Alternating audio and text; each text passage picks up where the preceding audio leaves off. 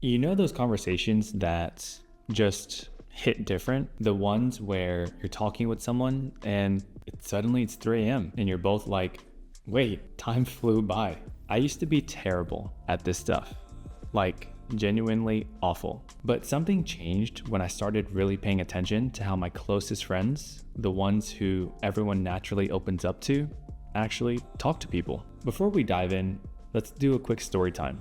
Last week, I was at this party. Everyone's doing the whole, what do you do? And how's work? But then this one person asked me something that stopped me in my tracks. They said, what's something you're excited about that you haven't told anyone yet? Like, who asks that at a party? But you know what? It led to this incredible hour-long conversation about dreams, fears, and all this stuff you'd never expect to discuss with a stranger. And that's exactly what we're going to talk about today. So here's the real tea on having conversations that actually matter. First up, stop playing it safe.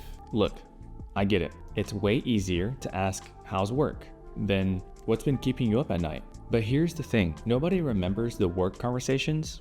They remember the time you asked them about their biggest dream and actually listened. Try these instead. What's been on your mind lately that you haven't had a chance to talk about? What's something you've been struggling with that might surprise people? Tell me about something that made you change the way you look about life. Number 2, the art of actually listening and why we usually suck at it. We've all done this. Pretended to nod along while someone else was talking, but we were actually thinking about something else in our head at that time. I used to be the worst at this. Here's what changed everything for me. I started feeling like conversations were like watching my favorite show. You know how you catch every detail in a show you love? That's how we should listen to people. Number 3, the door opening technique. This is something my therapist actually taught me. When someone shares something, even if it's small, treat it like they're opening a tiny door. Your job is to gently see what's behind it. For example, yeah, work's been really busy. The old me would have said, that sucks. The new me says, how are you handling that? I know you're trying to find more time for your art. Do you see the difference? One closes the door and one opens it wider. Number 4, get comfortable with silence. Awkward, right? But here's the thing. Some of the deepest conversations happen right after these moments. Most people rush to fill in the silence. Don't. Let it breathe.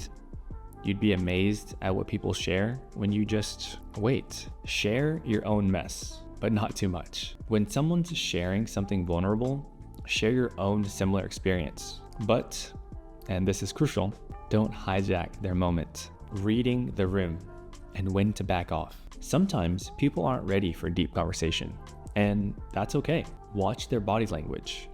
Are they giving short answers? Looking around a lot? Maybe if this is the case, save the meaning of live chat for another time. The power of following up. The real magic happens in the follow-up. If someone shared something meaningful with you last time you talked, remember it. Follow up next time you see them. People rarely forget when you remember their stories because it shows that you're actually listening. Create a safe space. Let's break this down properly because it might not mean what you think. If you think about the physical space in which you're talking with another person, you want to minimize distractions. You want to have comfortable seating so you both can relax. You want something that's not too bright, but not too dark. And you want to make sure there isn't a lot of background noise distracting the both of you from having a deep conversation. But other than the physical space, what about the emotional? Make sure there's no judgment, no unsolicited advice, no phone checking. I promise you it can wait. Let me show you what this looks like in practice. A bad example would be a friend shares about their job struggles and you're just checking your phone the whole time. Do you see how that makes the other person feel like you're not engaged? A good example would be a friend shares their job struggle with you and you are fully present, you maintain gentle eye contact, and some things to consider once you get a little bit more comfortable are to mirror their energy level, use open body language, validate emotions without trying to fix them, and lastly, the art of the exit and how to follow up. This is crucial because how you end a deep conversation is just as important as how you start it. Let's break this down. The immediate exit is when you need to leave a conversation right away. First, you want to acknowledge the significance of the conversation that you've been having with them. You validate their trust, you bridge to the future, you respect the moment, and then you give them a physical cue, the follow-up. And this is where most people mess up. Send a thoughtful text and just let them know, been thinking about what you shared. No pressure to respond, no need to reply, just wanted you to know that. In the medium term, check in specifically about what they shared.